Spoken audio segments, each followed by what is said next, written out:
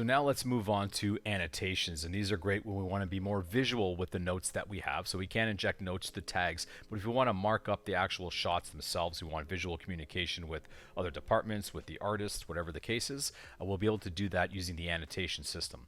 So for this, I'm just going to jump over to my review layout. And this becomes an extremely important part, obviously, that's going to be used a lot during the review session. So let me just turn off our burn-in for a second. Now we can toggle our annotation system by selecting the little paintbrush up here, and then we'll have all the appropriate tools for it. Now we can do a couple of things with this. We can be doing this on a sequence. So if I select the sequence as what we're going to be adding the annotation to, and then I'm going to go ahead and select the current frame, and I'm going and pick a color. Maybe let's just move over to this shot over here. We can adjust the size of this as well. And then we begin to draw out. So say we want to annotate inside of here, maybe something in the background here. There's too much defocus. We can go in and then add some drawing, and then we can add some text. So too much depth of field.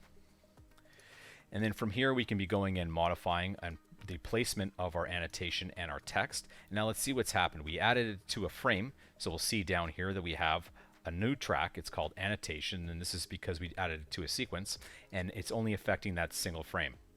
Now what we can do is we can, it's editable just like it is, because just like anything else, because it's on a track. So we can go in and we can be adjusting the length of it, adjusting whatever we want to directly from the actual timeline.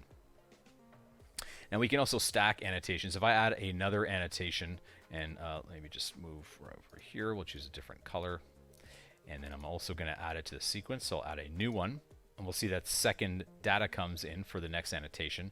And then we draw something over here. And then we can go ahead and add a note for the claw.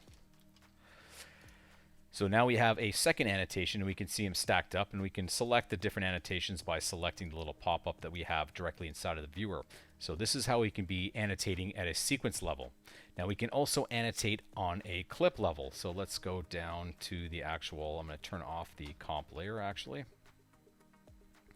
and then move down to the lighting for a minute.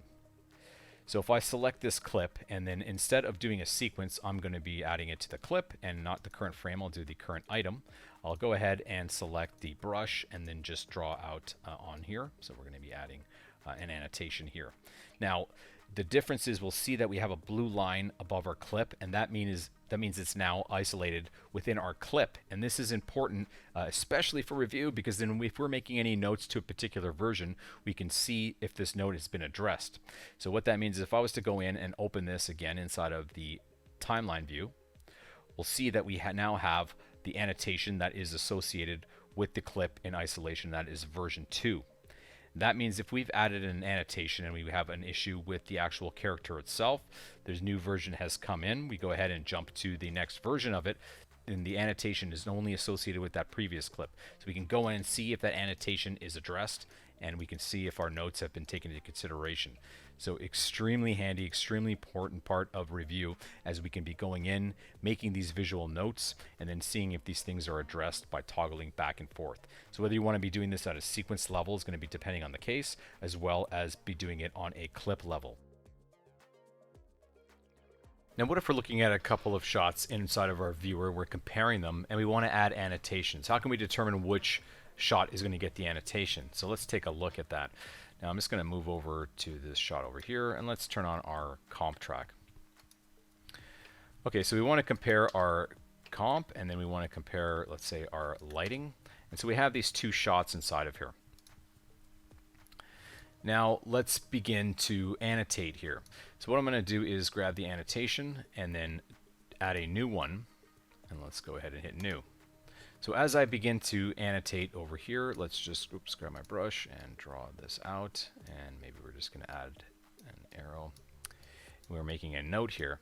So we've added an annotation to the initial item that's in the A buffer, but what if I want to also add one to the B buffer? So a good way to handle this is, let's look at it as a vertical stack for the second. Now again, we're going to use that info bar, so we can toggle it on using the eyedropper.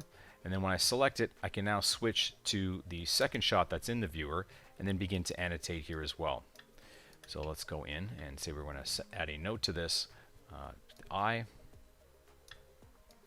And then We can even add some text if we want to. But now if we pull back here, we can see that we have an annotation that's been placed into the upper portion here.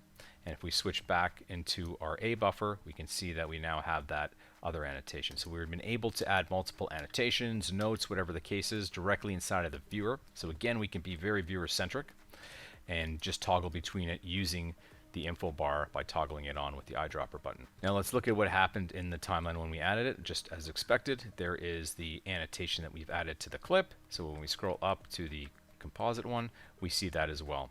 So really nice way to utilize annotations if you are comparing shots inside of your viewer.